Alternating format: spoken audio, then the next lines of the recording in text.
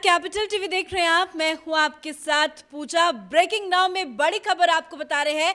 बिहार में महागठबंधन की सरकार तो बन गई, पर मंत्रिमंडल को लेकर आपस में ही फूट की खबर सामने आ रही है। खबर है कि 16 अगस्त को बिहार में मंत्रिमंडल का विस्तार हो सकता है, पर उसके पहले ही आपस में सभी नेता एक दूसरे से लड़ते झगड़ते नजर आ रहे हैं पद को लेकर। इसी सिलसिले में तेजस्वी यादव दिल्ली भी पहुंचे हैं, जहां वो सोनिया गांधी से मुलाकात करेंगे। उसके बाद वो केजरीवाल से भी मिलेंगे, राहुल गांधी से भी मुलाकात करेंगे, साथ ही अपने पिता लालू यादव से भी मुलाकात करेंगे। पर मंत्रिमंडल विस्तार को लेकर फूट की खबर सामने आ रही है। इस बड़ी खबर पर मेरे साथ न्यूज रूम से जुड़े हुए हैं कैपिटल टीवी के editor in chief doctor Manish Kumar. खबर है कि 16 तारीख को मंत्रिमंडल विस्तार हो सकता है, पर फूट की खबर सामने। देखिए, अब तो सरकार बन गई, इनकी सरकार बने काफी समय भी हो गया, लेकिन अभी तक इस महागठबंधन की तरफ से ये नहीं बताया जा रहा है कि गृह मंत्रालय किसके पास होगा, फिनेंस मिनिस्ट्री किसके पास होगा। और तो और, जब आज दिल्ली एयरपोर्ट पे पत्रकारों ने तेजस्वी यादव से पूछा कि क्या आप गृह मंत्रालय लेंगे, आप डिप्टी चीफ मिनिस्टर हैं, कौन कौन से मंत्रालय पे सहमति हुई है, उन्होंने साफ साफ कहा कि अभी ये सब फैसला नहीं हुआ है। जब आप ये कहते हैं कि फैसला नहीं हुआ है, इसका मतलब है कि मामला फंसा हुआ है, क्योंकि आरजेडी की तरफ से ये साफ साफ कहा जा रहा है कि हम बड़ी पार्टी हैं, हमारी वजह से और भी जो पार्टियां हैं वो इस महागठबंधन में आई हैं।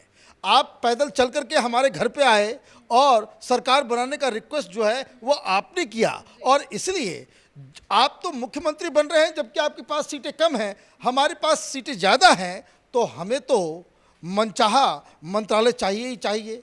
और आरजेडी की तरफ से ये कहा जा रहा है कि वो दोनों ही मंत्रालय लेने में इच्छुक हैं, एक तो फिनेंस और दूसरा होम। अब ये बड़ा मुसीबत भरा खेल है, और इसलिए वो सोनिया गांधी के दरबार में नीतीश कुमार भी कल जाने वाले हैं, और आज तेजस्वी यादव भी। कांग्रेस पार्टी की भूमिका क्या होगी?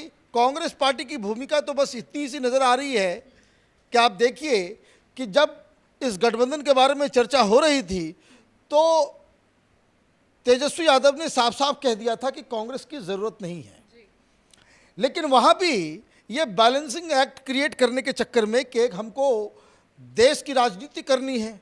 देख रहे हैं टेलीविज़न चैनल पे चल रहा है, सर्वेस टेलीविज़न चैनल पे होना शुरू हो गया कि नीतीश कुमार आएंगे, प्रधानमंत्री बनेंगे 2024 का। तो वो गेम तेजस्वी यादव समझ नहीं पाए। लेकिन तेजस्वी ने बयान दिया कि प्रधानमंत्री मोदी अगर प्रधानमंत्री बन सकते हैं तो नीतीश कुमार क्यों नहीं? अरे भाई, वो तो गठबंधन में वो तो बोलेंगे ही, वो तो बोलेंगे ही, लेकिन दिक्कत क्या है कि जब आप एक स्ट्रेटजी के हिसाब से आप चलते हैं, तो नीतीश कुमार ने तेजस्वी के इच्छा के विरुद्ध ये प्रपोजल दिया कि कांग्रेस पार्टी को भी साथ में ले लेते हैं, ताकि नेशनल लेवल पे एक अलायंस हो सके। जबकि तेजस्वी ये चाह रहे थे कि बिहार में उनकी संख्या और जेडीयू की संख्या मिलाकर के सरकार जब बन रही है, तो फिर बाकी कांग्रेस पार्टी को लेने का क्या मतलब है? क्योंकि अगर आप जितनी ही पार्टियों को आप अंदर लेंगे, उतनी ही मंत्रालय में आपको बंटवारा करना होगा। अब कांग्रेस पार्टी तो बाहर से समर्थन देगी नहीं।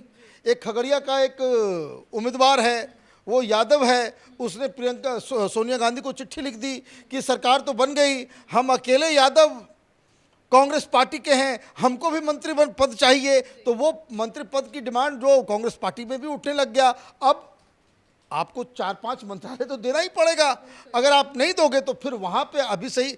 इसलिए आपने जो बात कही कि आपस में ही अभी जो कहते हैं ना कि शहर बसा नहीं और लुटेरे जो है वो पहले ही आ गए वहाँ पे, तो ये पूरा खेल वो हो रहा है। लेकिन नीतीश कुमार के पास एक दूसरा, उनके दिमाग में कुछ और फितूर चल रहा है।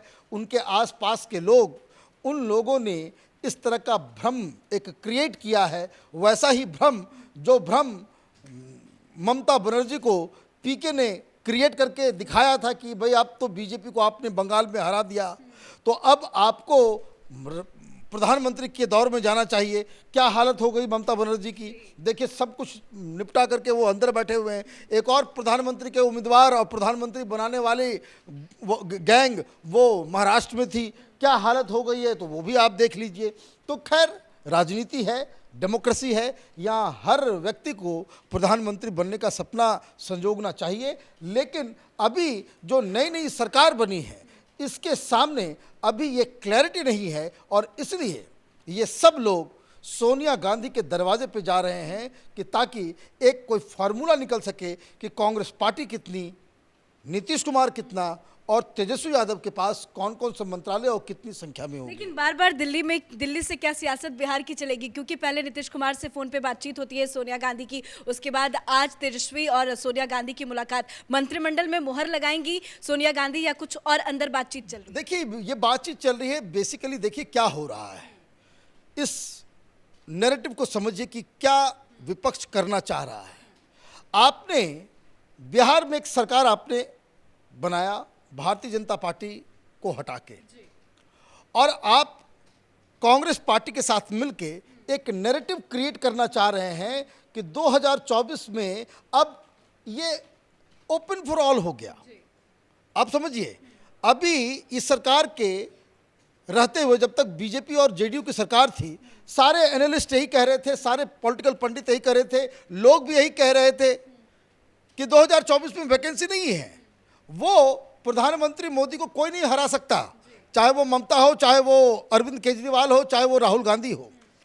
अब आपने क्या किया, आपने अचानक से ऐसा मूव लिया, पत्रकारों, एजेंसियों, कोई सी वोटर आ रहा है तो कोई आ रहा है, कोई एबीपी पे आपका सर्वे चल रहा है तो आज तक पे सर्वे चल रहा है।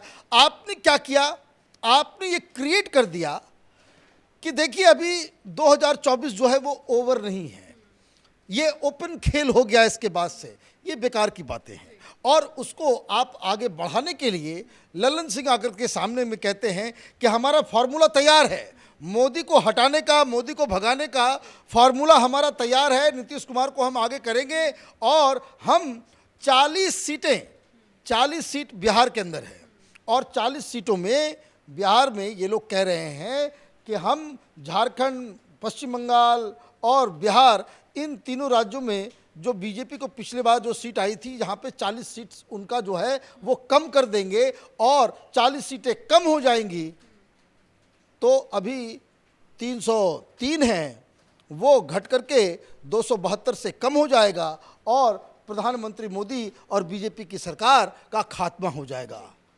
अब ये लोग राजनीति में हैं, बोल सकते हैं, लेकिन इससे ज़्यादा मूर्खतापूर्ण बातें कोई कर नहीं सकता।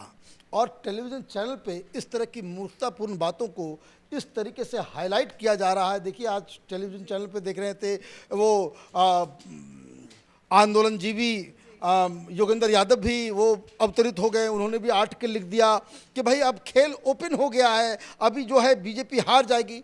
ये बेकार की और बकवास की बात। नीतीश को बहुत फोन आ रहे हैं, शाबाशी मिल रही है। शाबाशी मिल रही, वो तो मिलेगा ही, नया नया आपको एक प्रोपेगेंडा करने का एक तरीका मिल गया है। देखिए जो चुनाव जो जीते जाते हैं ना, वो अर्थमेटिक पे नहीं, इलेक्शन जो है वो केमिस्ट्री से जीता जाता है। ये बात इन लोगों को समझ में नहीं आता। ये नीतीश कुमार को हवा क्रिएट कर रहे हैं। 2014 में क्या हुआ था, नीतीश कुमार उस समय भी यही लुटियन गैंग, यही लुटियन जोन, ये अखबारों में यही आज तक का, India today, Bihar model, Nitish model. जब प्रधानमंत्री मोदी 2012-13 के बाद से वो मोदी मॉडल, गुजरात मॉडल का जब चर्चा होने लग गई तो इन लोगों ने जैसे ही वो बीजेपी से अलग हुए, मोदी के विरोध में यही नीतीश कुमार अलग हुए, तो बिहार मॉडल, नीतीश मॉडल, वो कंपैरिजन शुरू हो गया।